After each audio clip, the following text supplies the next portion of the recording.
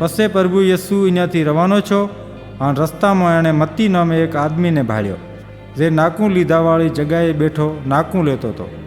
પ્રભુ યસુએ એને કીધું કે મારો સેલો થા અને મારી ચેડે હેંડ. તાર મત્તી ઉઠ્યો અને પ્રભુ યસુની ચેડે હેંડવા માંડ્યો.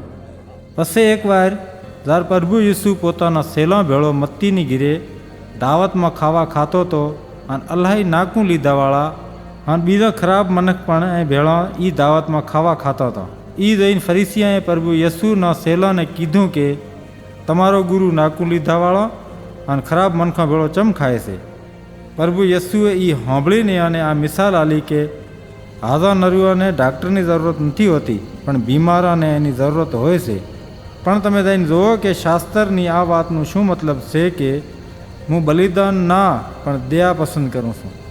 હું એ મનખો સારું નથી આવ્યો જે પોતાને નેક સમજે છે, પણ એ સારું આવ્યો છું જે પાંજા પણને પાપી સમજે છે.